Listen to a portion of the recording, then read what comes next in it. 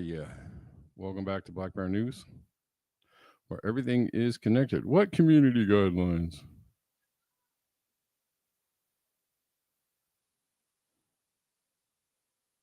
I guess. Community guidelines. I guess so. What's up, people? Good to see you.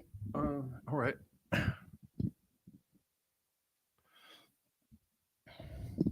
Yeah. Um. Yeah. Speaking of community guidelines, it's just so hilarious. Like the.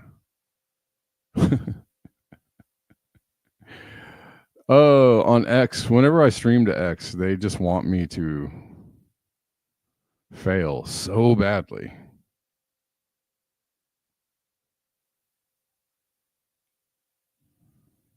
This is when you know that you are really shadow banned, not like kind of sort of shadow banned. Really shadow banned. They do it to me on YouTube too. It's very effective, extremely effective. It works every time. But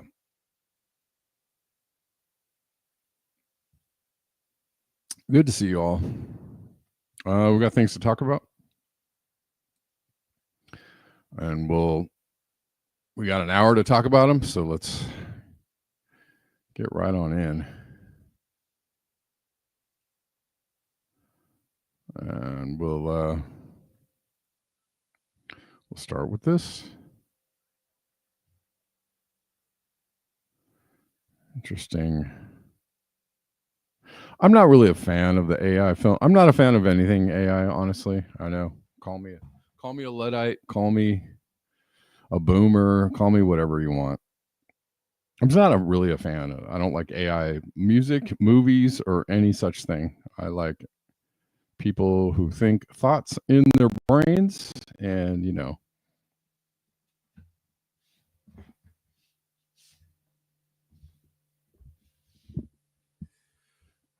But anyways, AI or not, this is well crafted or well done, and a nice bit of art, I guess, if you can call it that.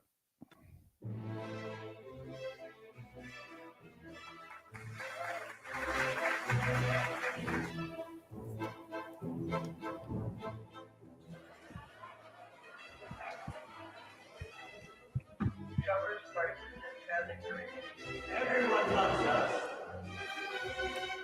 They made us great. We didn't deport them, we erased them.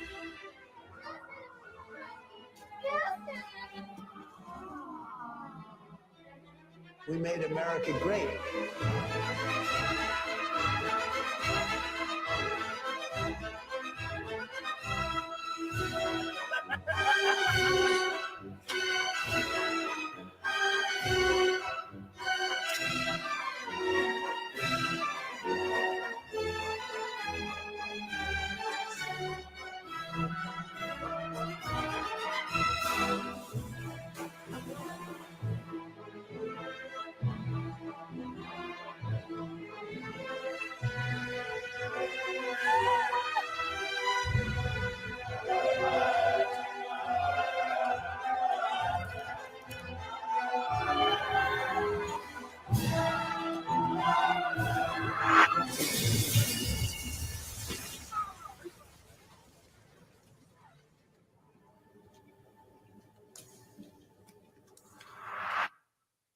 And that was the end of the first phase of democracy as laid out by the founding fathers, and the beginning of the healing. Okay.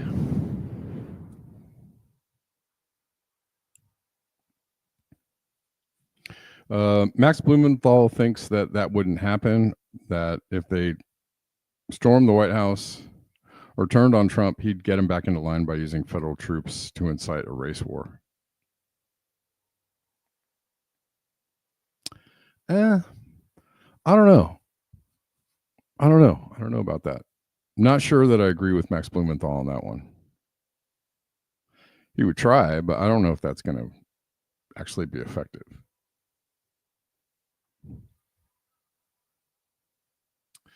The idea of a race war is like also just not. I know people talk about it. It's just not. Yes, I know there are, racist people out there. And I know that there are simmering resentments and prejudices and all that kind of stuff. But we're too far down the road of like integration, cohabitation. I was going to say half or a good portion of when I'm seeing the ICE raid videos on Twitter or wherever, like a good portion of the ICE officers are Black and Latino. So like, what are you talking? What race war are you talking about? It's I think that people see that it's a class war more than ever. And I just don't see. I just don't see the race war thing happening because all that stuff is mostly contrived anyways. I was thinking also at the end of that video, well, January 6th, several years ago, which turned out to be mostly orchestrated, right? Or pushed along by federal agents. And a lot of people were like, oh, but that was an insurrection. And they were mad, a lot of people were mad about it because it was Trump supporters. But if if a bunch of MAGA people went and stormed the White House, or a bunch of any people went and stormed the White House,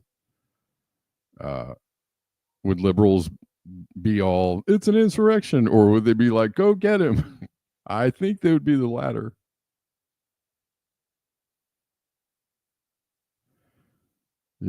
So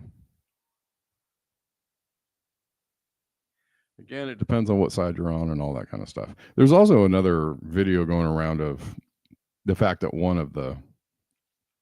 it's going around in liberal circles, the fact that one of the January 6th people that was supposedly beating up a cop is now part of the Trump administration. And I don't know. I think that just points to the fact that it was orchestrated more than anything else. Not really. Like, I think they're trying to point to the idea that there's a nefarious connection, that Trump people were in the, that Trump made it happen and all that kind of stuff.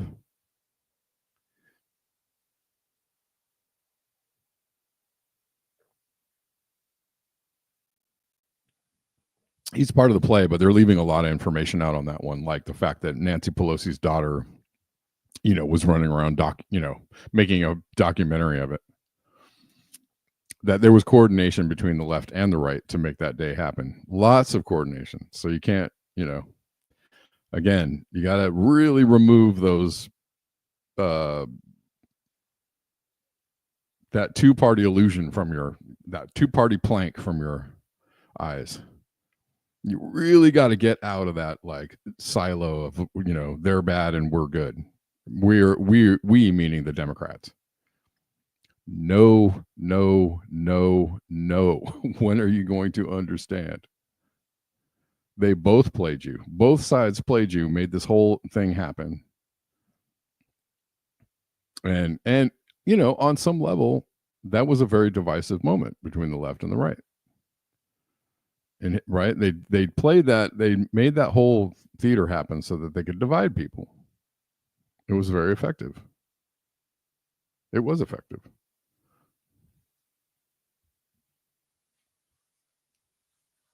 But personally, I just don't think, I think the left and the right are more united than ever. That Trump is a jackass. They're very, the supporters are dwindling, and there's not a lot of support for that. Yeah, I understand. Yes, there are like racist dunkheads out there, and as the special song goes, if you have a racist friend, now is the time for your friendship to end. Cheers to the specials. That was specials, AKA, actually.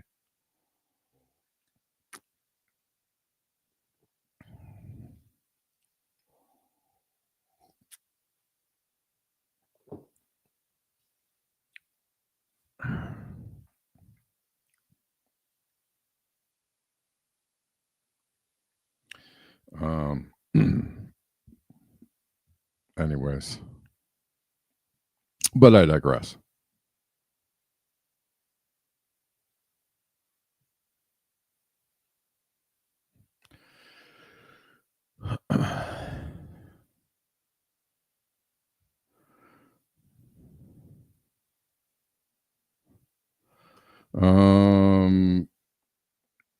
Trump did sign an executive order allowing private equity, real estate, crypto, and other alternative assets in 401k retirement plans.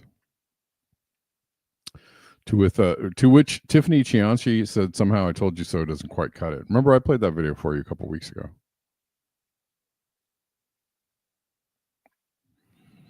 The move fulfills a long-sought goal of Wall Street hedge funds and private equity firms, which for years have wanted to tap into a giant pool of money in 401ks.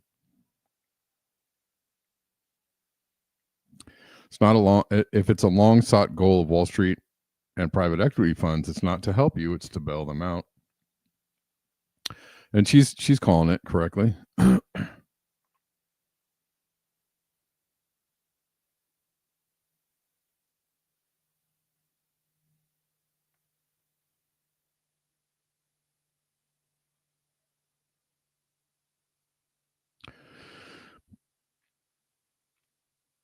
But that's very scary.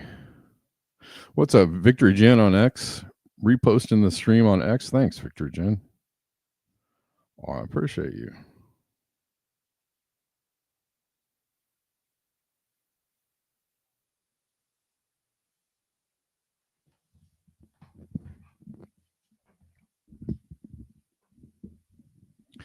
I mean, the race war idea is kind of silly on some levels, because did you see the George Floyd protests where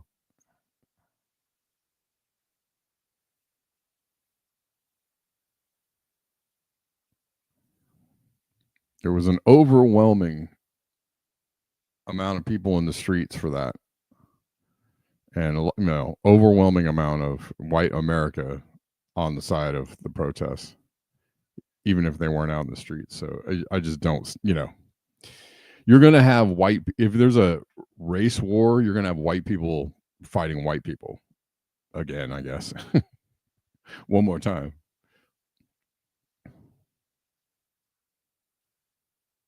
And one side might have more guns, but the other side has more people. I'll let you guess which sides or which. It's just not going to really work out like that. I just don't think so. Though they might try, but I mean, so if they tried to do something like that, you would actually see more resentment and rejection.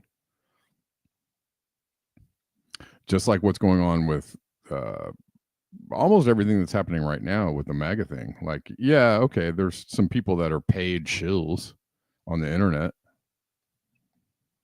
but the people, the people who thought that Donald Trump was going to be a good thing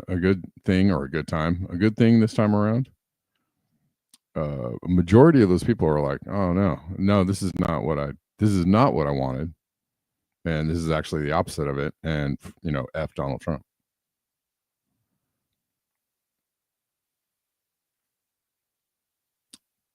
And a lot of those people have a lot of guns. Food for thought.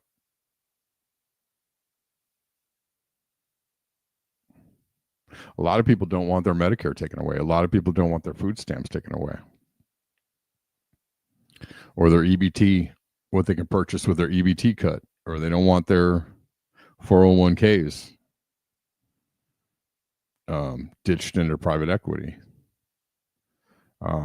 They want health care. They want, all those people want the same things that everybody else does. They want truth, they want disclosure, they want truth, they want fairness.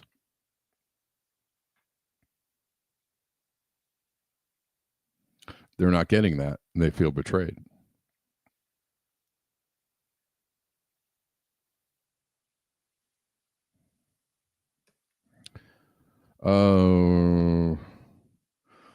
Massive fire in Turkey to go along with the massive fires in France. I think I missed a post, but it's okay. I think the post I missed.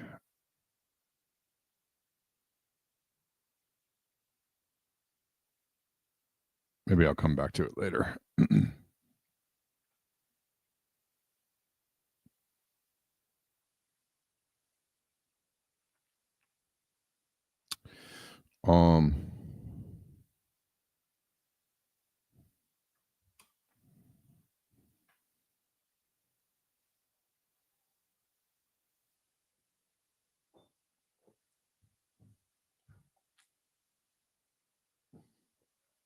The Tucson City Council voted unanimously to kill Project Blue, a large data center proposed for land near I-10 and Houghton.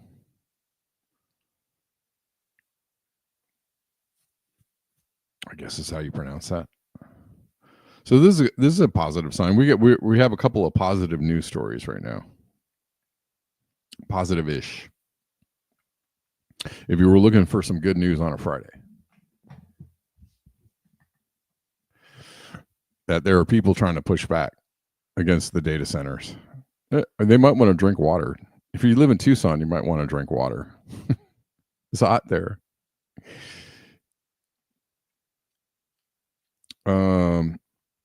Let's look at this story for a second.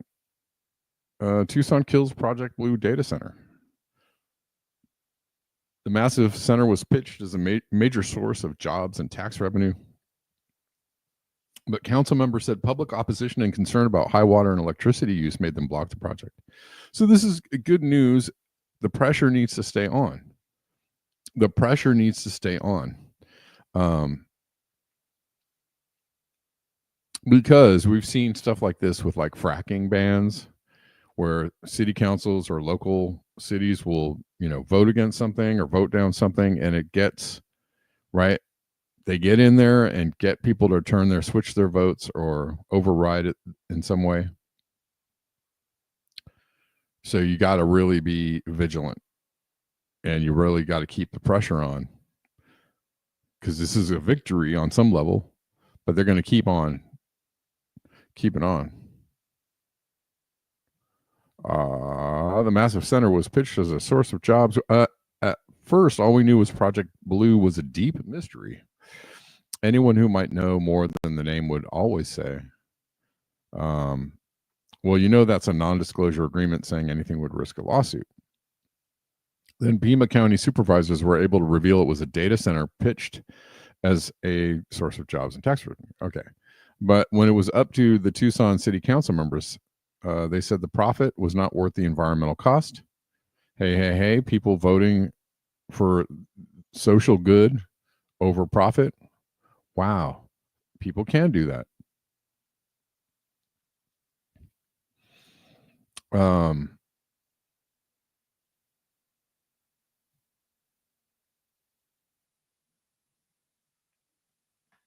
Project developers promised thousands of construction jobs and 75 to 180 jobs, at least $60,000 a piece once the project was in routine operation. All right, a whole 100 jobs.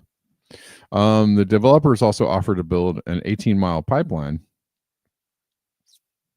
to bring reclaimed water to cool the data center's electronics. Not only that, they would oversize the pipes at their expense, so the city would be able to carry reclaimed water for other projects. But the project needed Tucson support too, to annex the land into city limits. Lots of Tucsonans or Tucsonans did not like that. They turned out and forced to say big data centers do not belong in Tucson's fragile desert environment.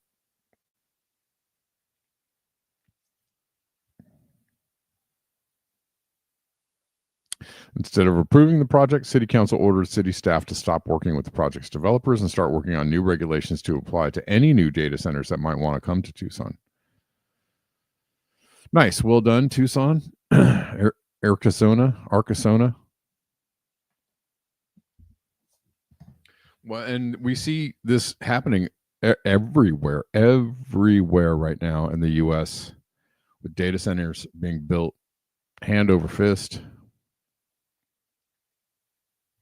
And it's, using so much fresh water or so much water, period. It's putting a strain on the water that people use. It's having an environmental toll. The one in Memphis is burning gas without a lot of regulations, and it is harming people. And there's a big fight there. Yeah, Denver. The Colorado River Basin is in a tier 1 shortage. Yep.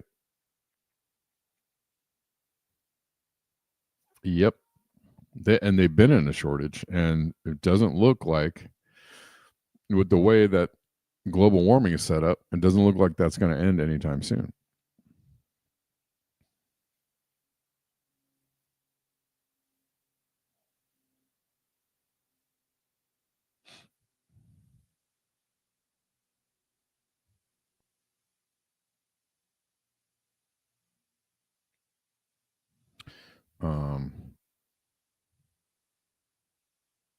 Yeah, good news. Also, and other good news,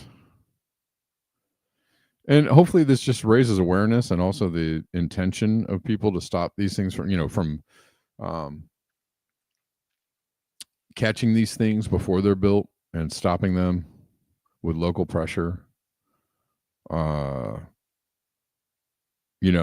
it's encouraging, informational, raises awareness around this so that other people can see what they're doing here and go, oh, hey, yeah, we should probably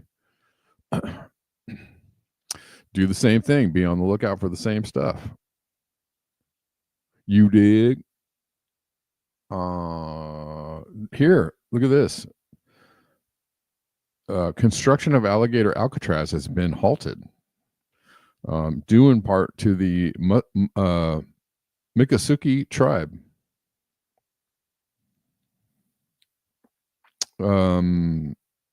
The Miccosukee tribe of Indians of Florida filed suit alongside the Friends of the Everglades and the Center for Biological Diversity to stop the unpermitted construction of Alligator Alcatraz. So, I know people have questions about the Friends for Biological Diversity, blah, blah, blah. And, some people...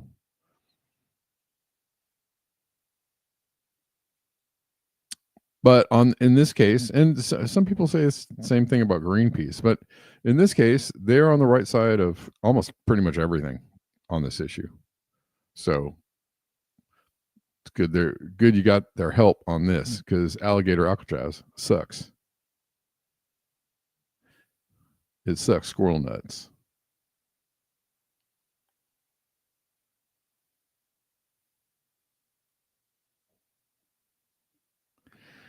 You know what? Let's see.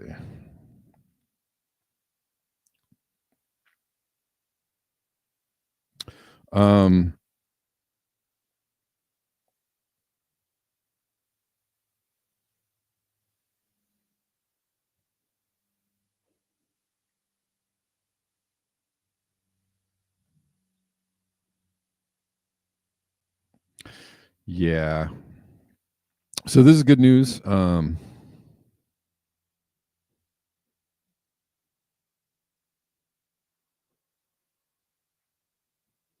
And let's read about it, because I have an article here about it. We're going to be reading about it. Okay. Alligator Alcatraz construction in Florida Everglades halted by federal judge. Sweet. Because F that whole thing. F the people building it. F the people working there. F the whole reason for it being there.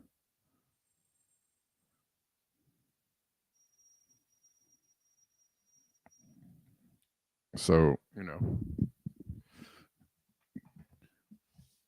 good stuff.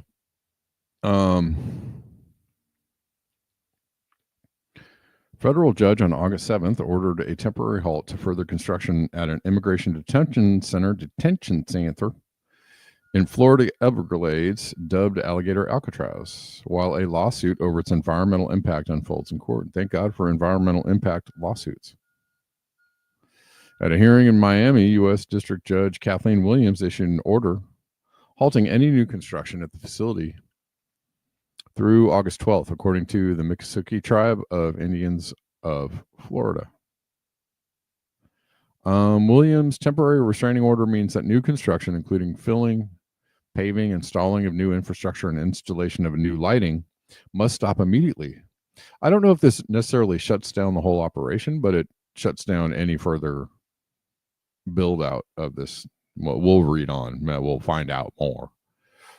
The statement added, this will last for 14 days while the parties complete their hearing on the conservation group's motion for preliminary injunction. Meanwhile, the lawsuit, originally filed by the groups on June 27th, is allowed to proceed. The lawsuit, among other things, alleges that the center poses serious threats to the sensitive Everglades ecosystem, endangered species, clean water, and dark night skies. Undaunted by the decision, Florida Governor Ron DeSantis posted a single sentence on X. Operations at Alligator Alcatraz are ongoing and deportations are continuing. The order does not suspend operations at the facility. Okay, so it's still operational, still happening.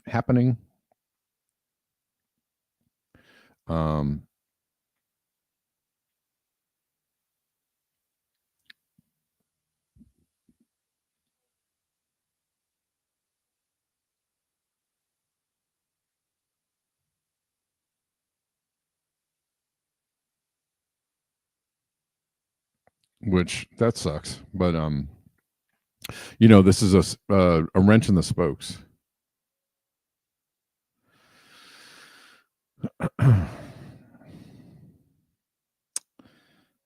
Spokesperson for DeSantis said the ruling by an activist judge, whatever the heck that means. I'm an activist. DeSantis. So F you too. Activist judge is what it takes to stop concentration camps, illegal concentration camps, and I'm about it. I'm all about it.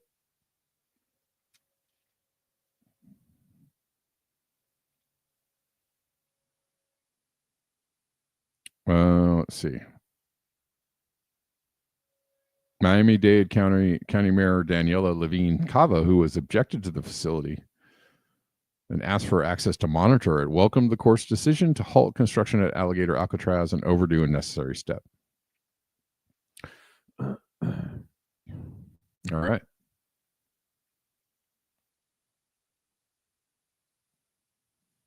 That's cool.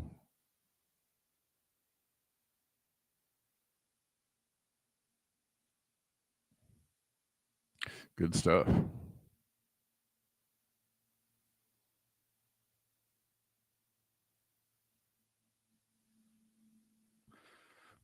Let's see.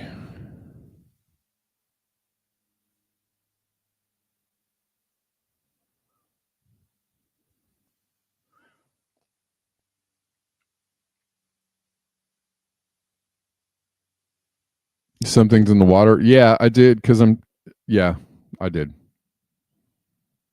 Yeah.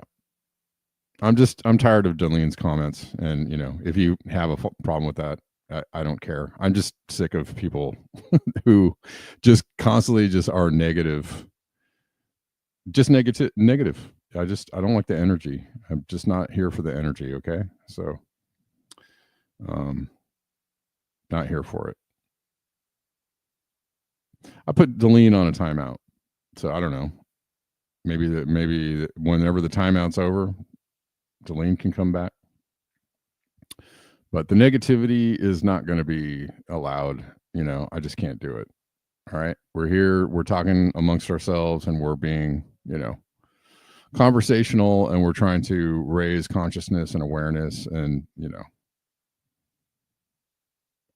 Deline just basically just talks shit, and I just don't want to hear it. And I don't give a I don't care. I just don't care. I don't care to hear it.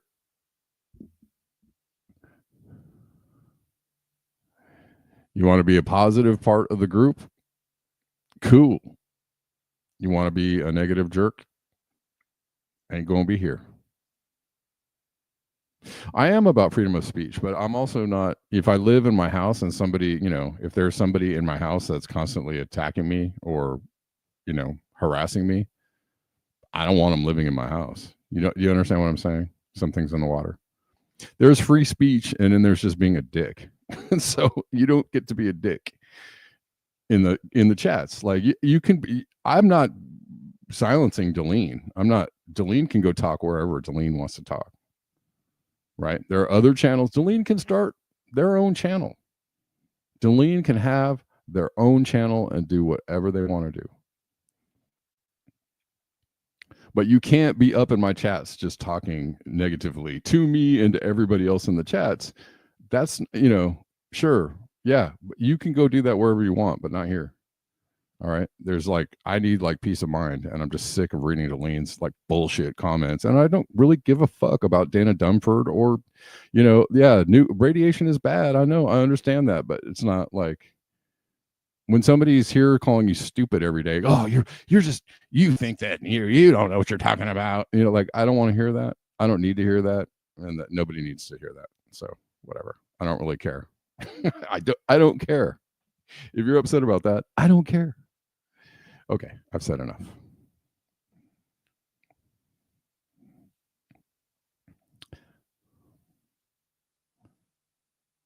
Yeah, there's a difference between free speech and just harassing somebody.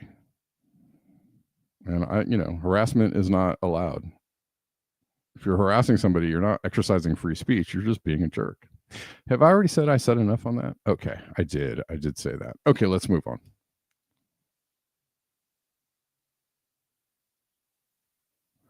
We're going to talk about transhumanism.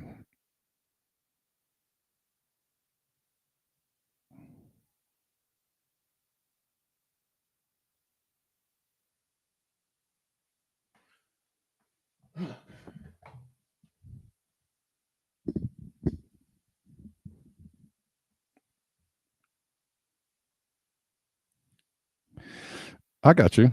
But Deline's hit my nerve too much. I've given Deline so much space to be Deline. And I even said something the other day about it. But I just, there is a level of negativity that I just cannot take in my life right now. So I hope you understand that. I hope you understand that. And I don't need it when I'm chatting with the folks. Hey. All right.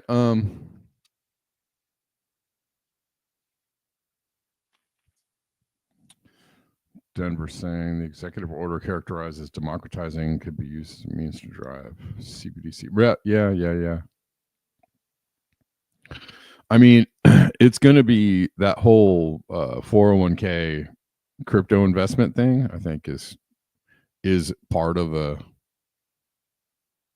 I mean, look, hey, if you want to invest in crypto while it's pumping,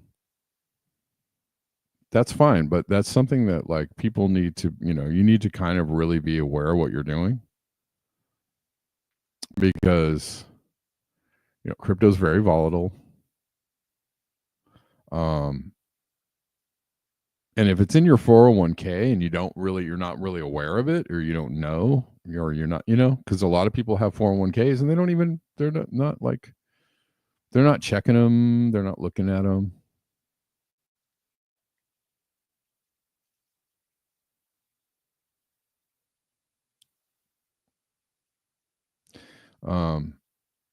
And so what, could happen, right? You see a lot of people, I mean, look at what happened a few years ago during COVID when there was a huge crypto surge. I think it was 2021. And a lot of people got into a crypto surge, and it was very lucrative for a lot of people. And then I want to say, when was it? Was it 2021? 2021, 2022, there was a big surge. A lot of people made a lot of money. And then it tanked. Then it really, really tanked. And so, investors that may or may not have been very savvy probably got in late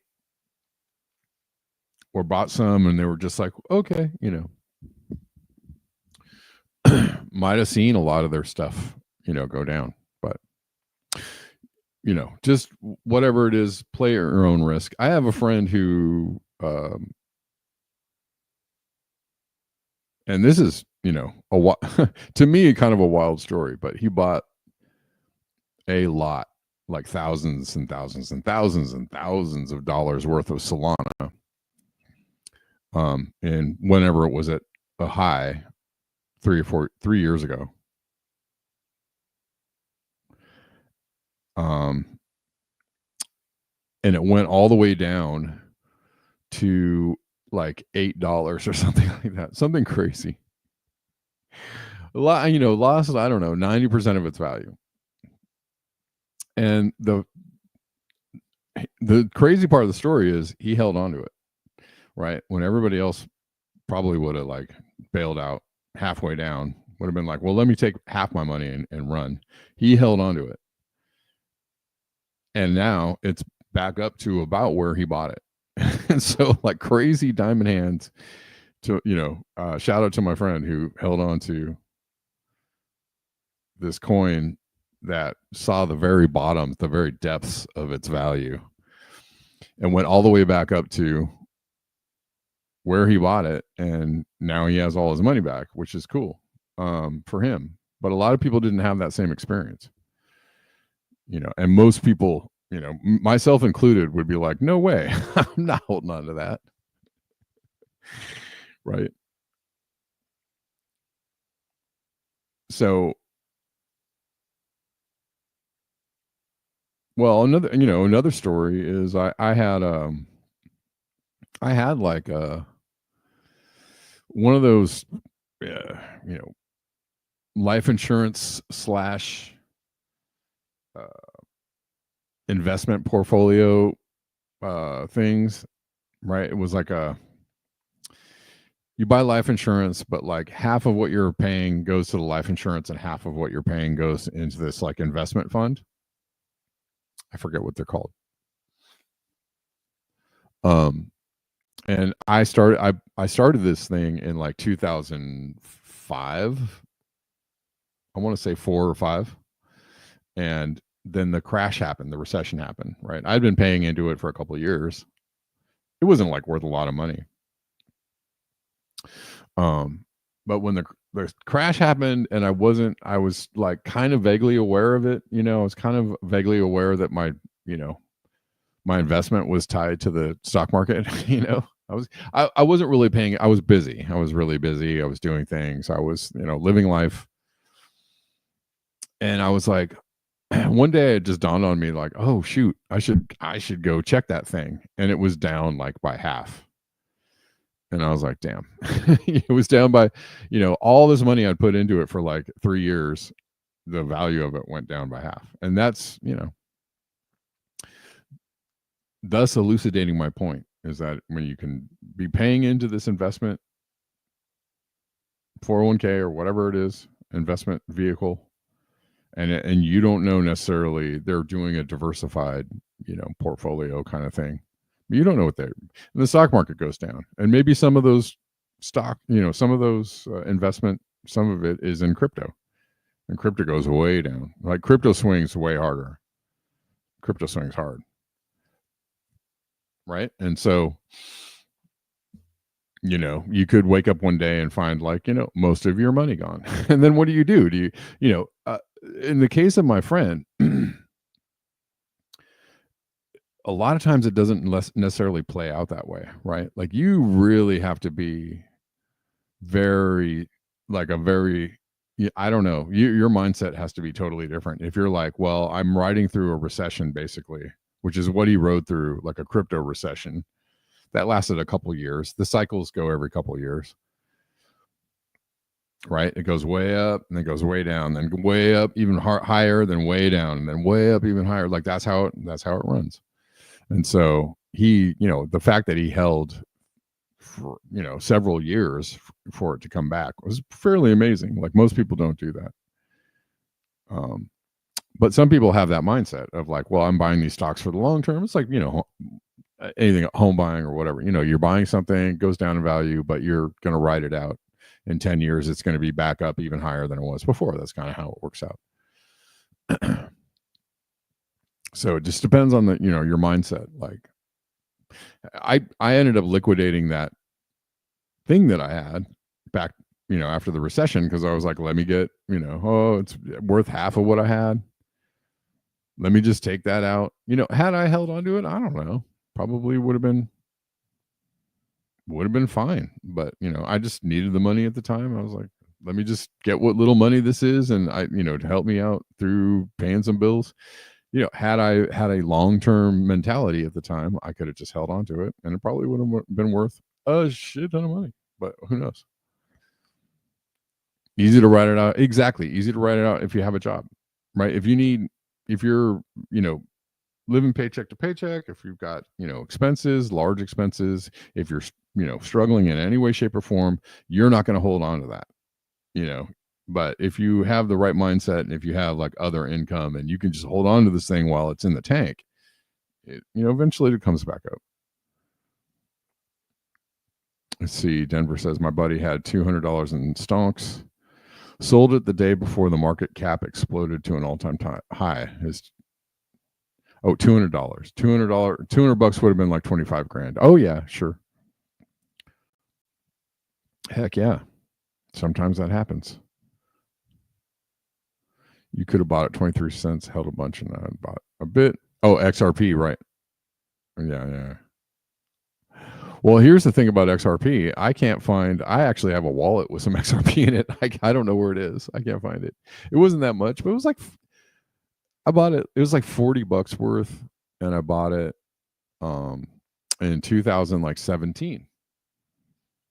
So it's probably worth some money because now XRP is at like $5 or something. I don't know. What's it at? And I bought it when it was like pennies, $3.29. I don't know. Could be worth something. Who knows?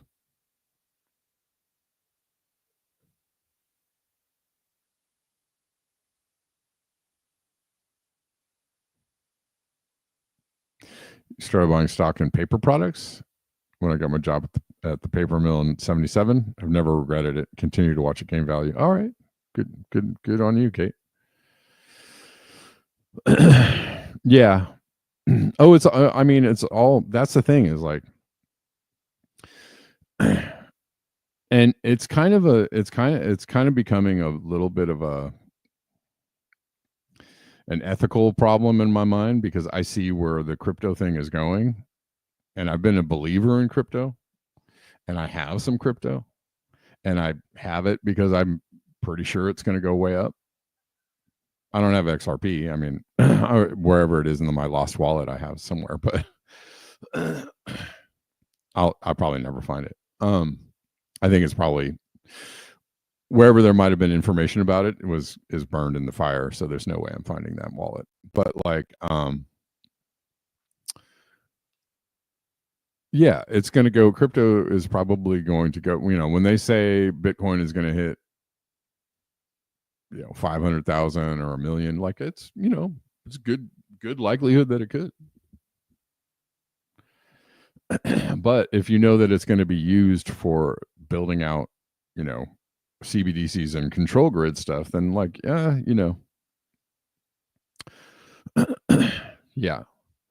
And then there's the other thing, which is that you really never know with crypto. You don't know, they could actually just, it's very easy to destroy the value of crypto, and it's got a very low trust level still, even though there's institutional investment in it. It's got a very low trust level among a lot of people. And so if it ever really shoots down hard, and there's a good chance that it could just keep on shooting down, right, until you're like wiped out. So you always kind of have to have that in the back of your mind, that the day might come, that Bitcoin drops, 20% in a day and keeps on going down. And then what do you do? What do you do when that happens? I don't know. Who knows? It's all conjecture. Why are we talking about this? I'm not sure. Because I brought it up. That's why.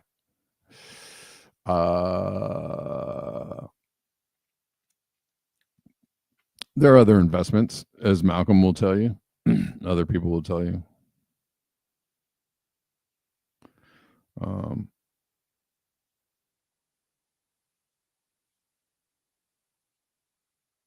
So we're going to talk about. It's already 1:00, and I actually need to go soon. But a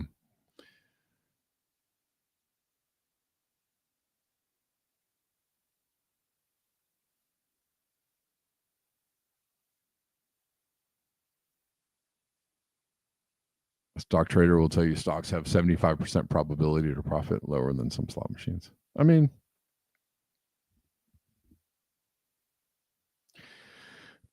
who knows? Some people know how to make money, and some people struggle with it.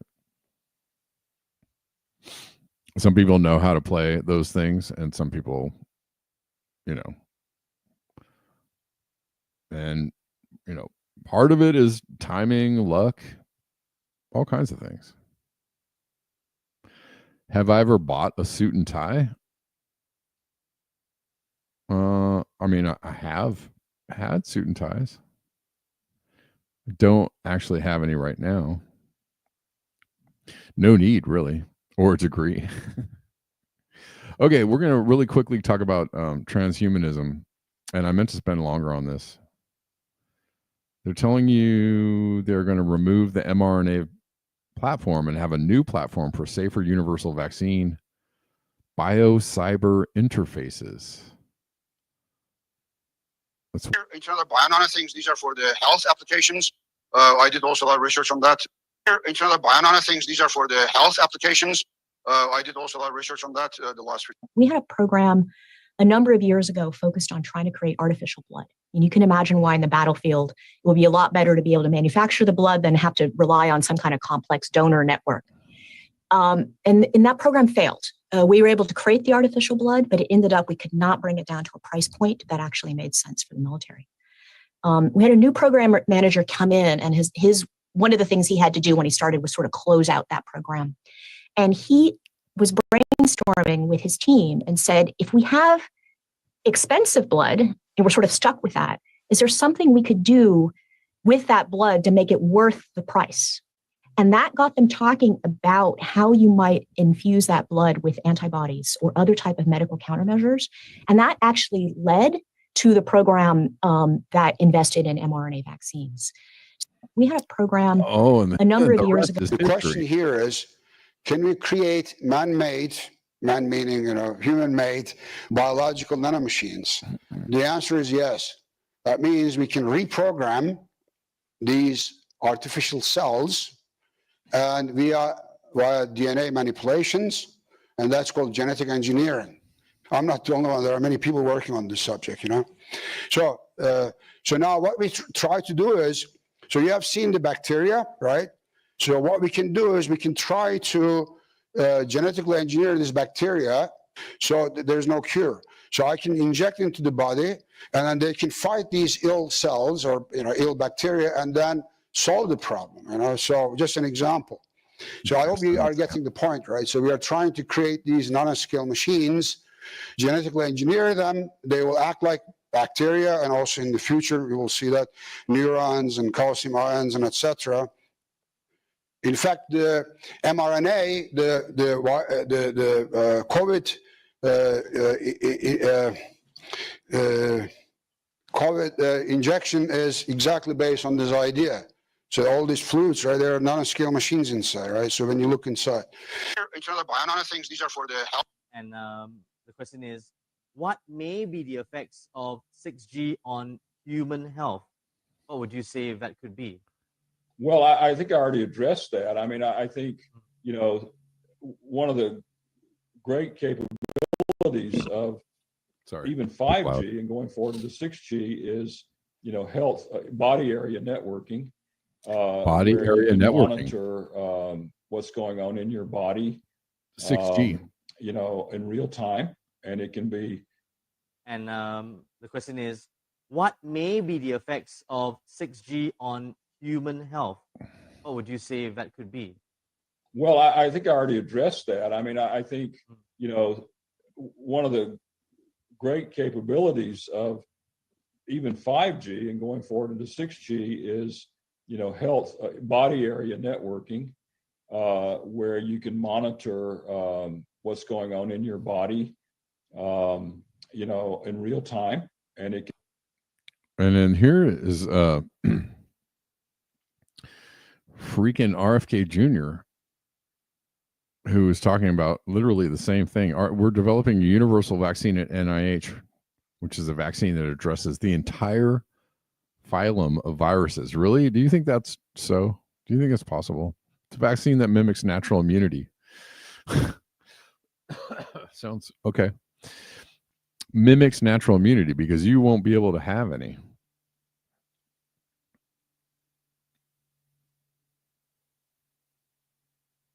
Yeah. Sushi Gang. Yeah. You know, man, I drank the Kool-Aid for a second. And this guy is yeah. Well, he's an asshole. Can't really put it any different. It's a vaccine that mimics natural immunity and is effective against any kind of mutation. He's a liar too. And he's also obviously doing things at the behest of other people, which sucks. We believe it's going to be effective against not only coronavirus, but also the flu. All right, we'll listen to this for a second. Right now, we're developing a universal vaccine at NIH, which is a vaccine that addresses the entire phylum of viruses. So it's a vaccine that mimics natural immunity, and it is effective against any kind of mutation. So it doesn't drive the virus to mutate. And it could be effective. We believe it's going to be effective against not only coronaviruses, but also flu. And it's going to be a much safer and much more effective vaccine. All right, blah, blah, blah. Did you know, Sushi Gang, did you hear that Children's Health Defense sued him for basically for not, not coming through on his promise to eliminate mRNA vaccines or the truth about vaccines. So yeah, his own organization is suing him because he is a liar and he is an op. Yeah, and he's corrupted. But I think there was a really big tell before he jumped over to the Trump side, which is like he sounded like he was making sense, and then he was like, "But Israel is our," every time he got to Israel, it would be the record scratch thing, and so I think that was the tell that most people were like, "Oh, all right, no, maybe not you, guy."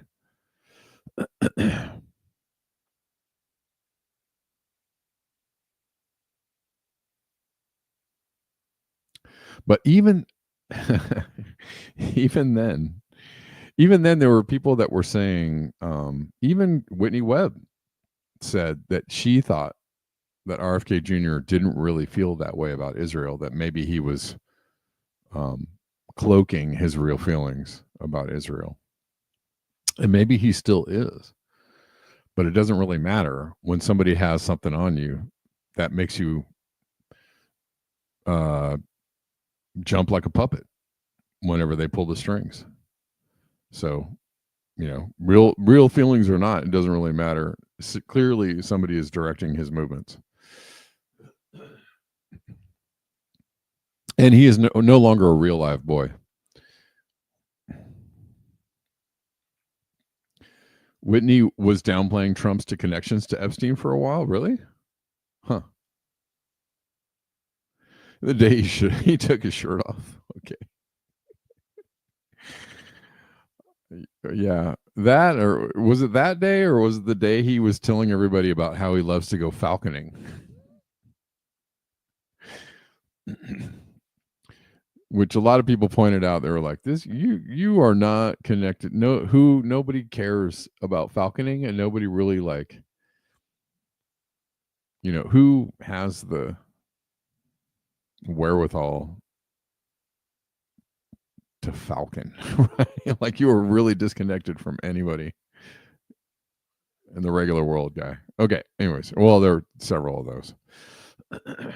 Oh, speaking of Whitney Webb, here she is. And now that you said that, sushi,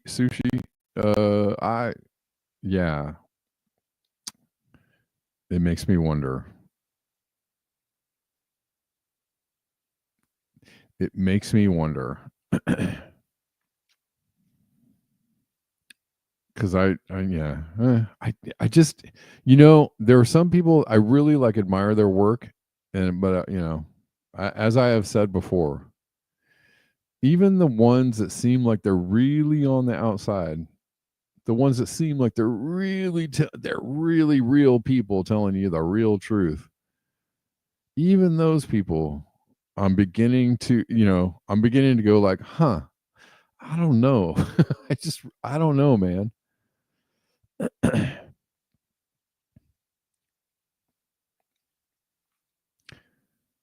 And we talked about Whitney and her dad the other day. So Whitney is like kind of an American hero for sure. She's like a people's hero. And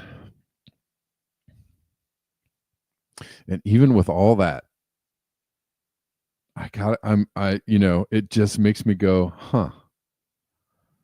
some of the things about several of the truth movement people and what they're doing and saying and how they're moving make me go, I don't even trust you either. Who is her dad? Her dad is like a real estate. He's a lawyer, but somehow he's connected to like Saudi interests and vaguely connected to 9/11. Like, he worked for a firm that bought property for some people that were like 9/11 people that were involved in the 9/11 thing. And somebody was like, hey, Whitney's dad is kind of like a well-connected dude.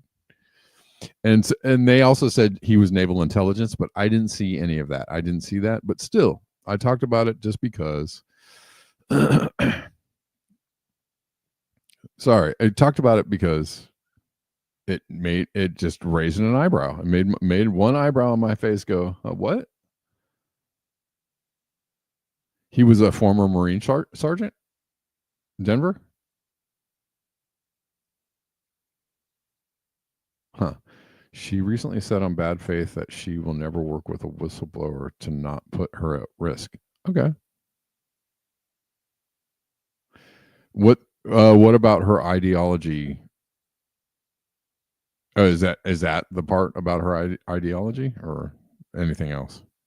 She said she has and will turn it down. Okay.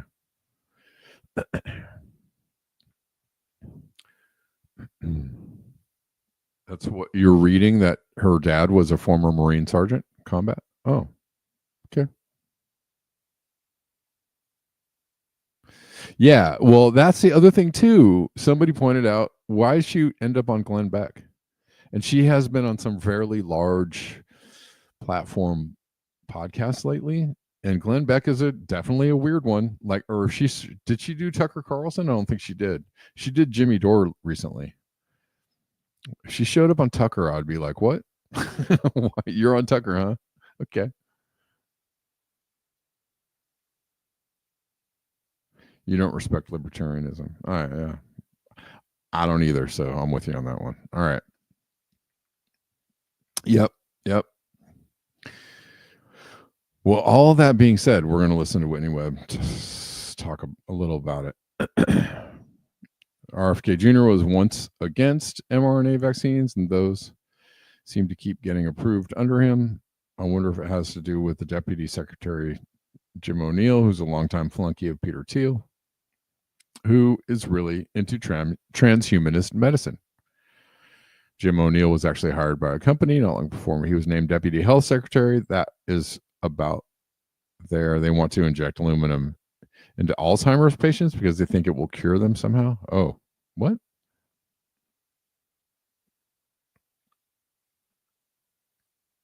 All right, we'll listen to this. This is from Grand Theft World.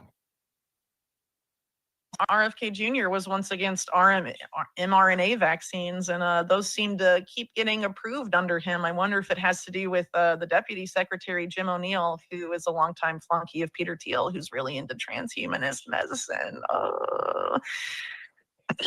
It's all Team America. It's only fun. Instead of DARPA, Muhammad Jihad, it's like DARPA. Yeah, well, Jim O'Neill was actually hired by a company not long before he was named Deputy Health Secretary. That is about they want to inject aluminum into Alzheimer patients because they think it will cure them somehow. Depends on what cure means. If you mean kill so them, or... Kennedy, who says aluminum leads to neurotoxicity when it's injected into you, and then Jim O'Neill is like, let's inject aluminum into Alzheimer's patients for money. That doesn't seem compatible to me, but one of those two people was on the Epstein flight logs. So yeah, maybe we need better options. I think free psilocybin for all the elderly. Let them try that instead of aluminum. It's probably better for them. Probably better. The world could be a better place. Maybe But overnight. hey, you remember after COVID though, what the theme of the WEF was? It was rebuilding trust. Oh yes. Right? How do we rebuild trust with the public now that we've hemorrhaged it during COVID? And so all these people that Americans and Trump's base started to trust during COVID, they kind of got put in the government. And now they're like switching around, but people are like, this can't really be you. What's going on here? I hope it's people just part of building back better. Well, the WEF, I know a lot of people framed it as quote unquote communist, but it's really all about the public-private partnership, which is really more like fascism, I guess. But we've gone from the WEF being all into the governments, the public sector. They can move very easily into the private sector and still accomplish their same, agendas, but through different vectors, right? Look, and so, okay, well, good information nonetheless. But I've had my suspicions, or I have my issues.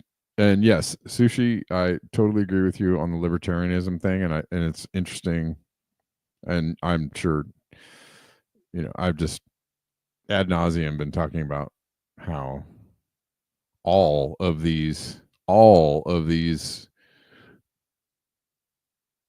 truth influencers, all of them,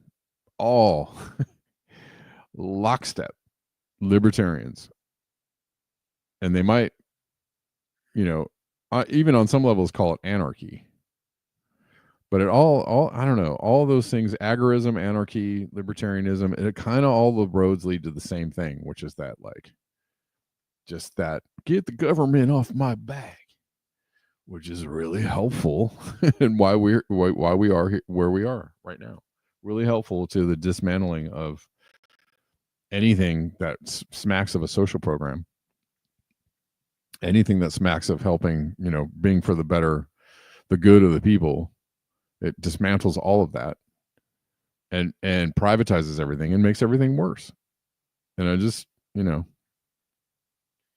it destroys everybody's agency. It destroys the agency of people to influence the government to do, the better things, or to try, and so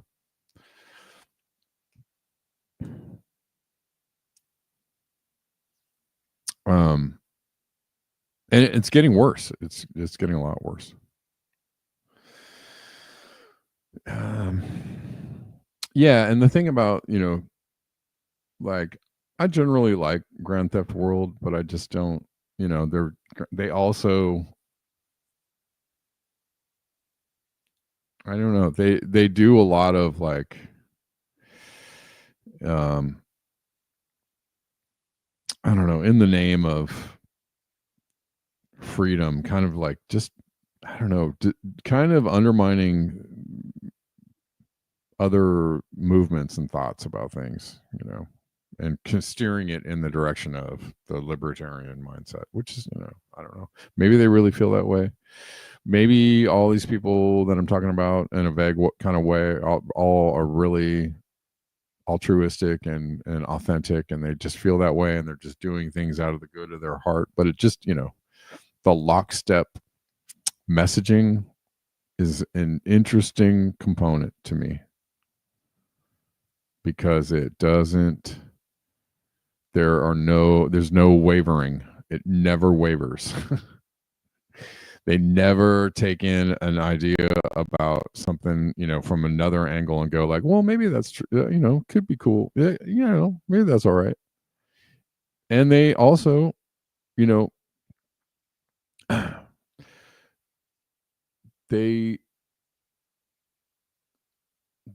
constantly kind of disprove their own arguments over and over again. So I like Tony. Yeah, I miss Tony. They play a bunch of crap podcasts. Yeah. Well, they have a formula, but now the formula is kind of a little threadbare.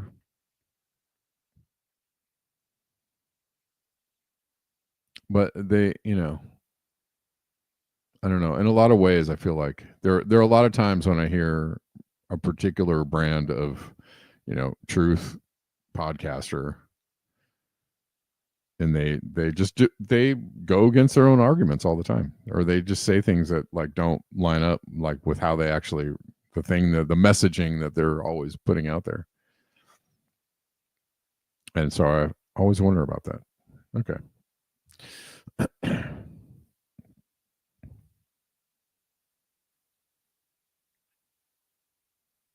The formula changed when they hired some executive director to commercialize the rumor. Is the rumor commercialize? I got it.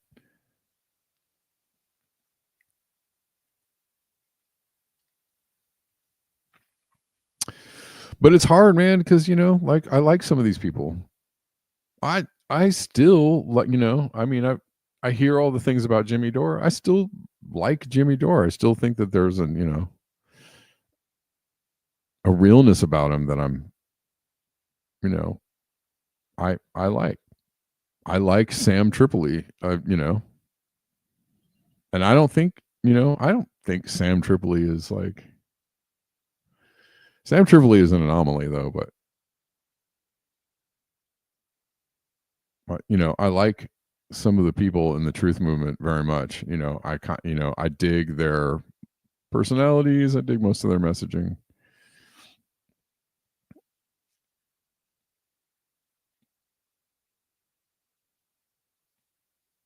I want to like Charlie Robinson, but sometimes I feel like I can't. They just all lockstep into the same messaging, and I'm just like, why? What's going on?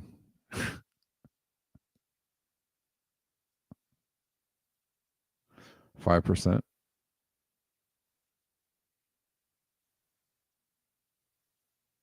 Let's see. Creative Experiment says libertarians convinced Graham Elwood that nations don't create money and that Bitcoin replaces money. What? Yeah, I can't take Graham Elwood anymore. I used to watch him. I just can't take him anymore.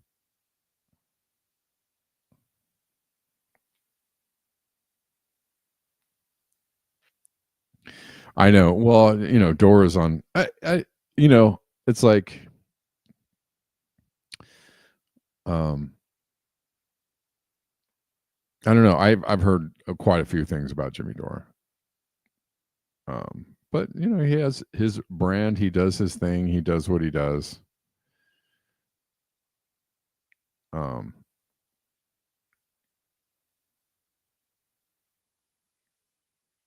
I don't know that I agree. I like Jimmy's kind of weirdly. There's things I don't really like. The thing about the climate change thing that he's doing lately is annoying as shit. Kerp does keep the show entertaining. He is pretty good.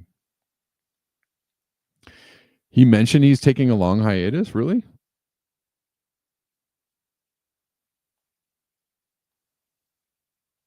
Yeah, I don't watch him anymore. I used to watch him all the time, but I mostly just small minds. I mostly don't really tune in much anymore. Once in a while I tune in. I don't know. I've been tuning in less and less to anything. Small minds talk about people. Yeah. I've been tuning in less about, to a lot of things, and trying to tune in more to kind of different, just different stuff, different frequencies, bro,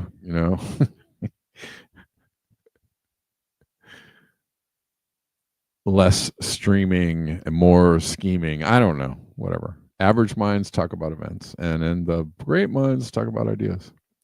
Well, we're talking about all of those at the same time. So where does that put me?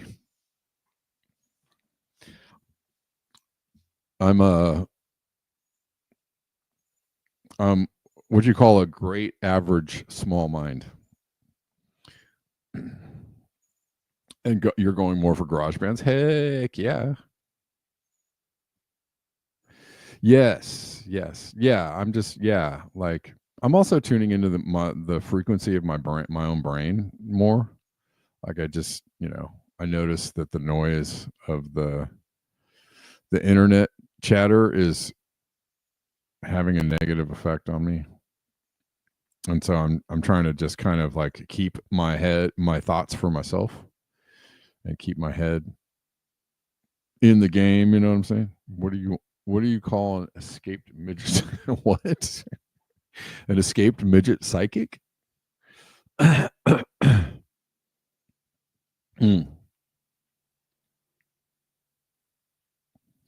Flora Lee, what's going on? How you doing?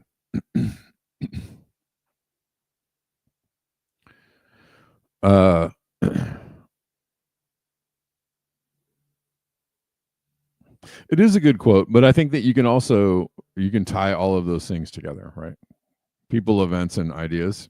You can tie them all together in a way that makes sense. The small, medium, at large. Back it up.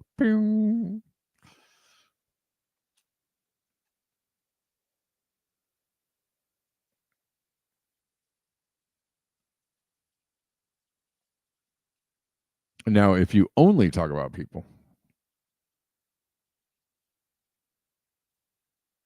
if you only talk about events,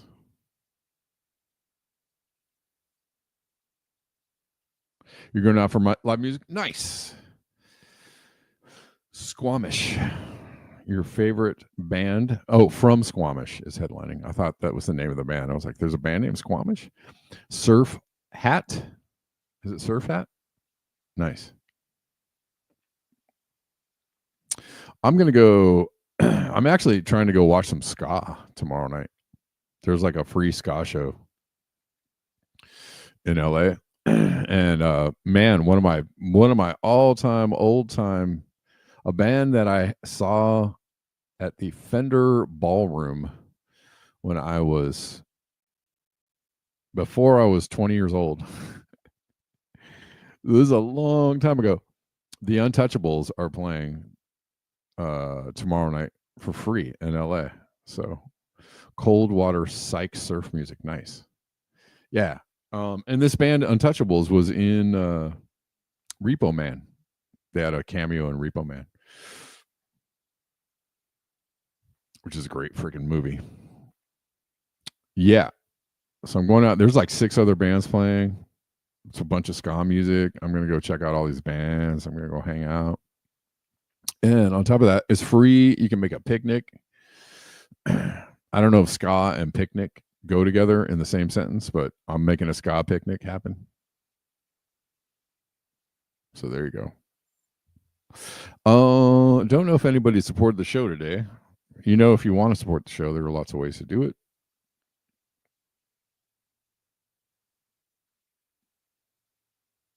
Okay.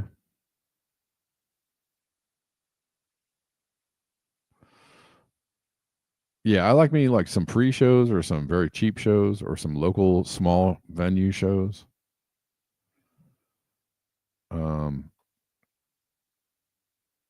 Although we are lucky enough in Los Angeles to have one of the best venues.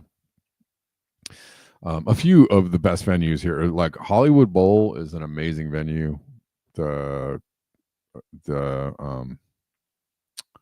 blanking out, not the Ford, the other one that's by Griffith Park. The Greek is a great venue. And generally you can find, you know, at either of these venues, like if you wait until a couple days before the show, you can find some pretty cheap tickets. And these venues are just world class, you know, really great places to go watch a show. And there's lots of good bands playing there generally through the year.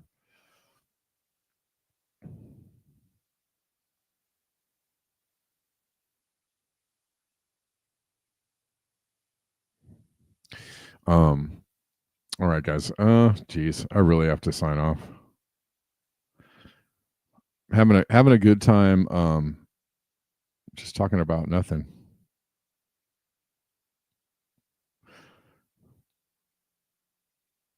Well, yeah, let's leave it there. Oh, I was going to say, if you want to support the show, there's ways to do it. Description box. I think all of you are aware of that. In the description box, or the link tree on X, you can find all the regular routes to support the show. Venmo, PayPal, Cash App, Zelle, Buy Me a Coffee, etc. Ko-Fi. And all the people that support the show on the regular, you know, I appreciate you.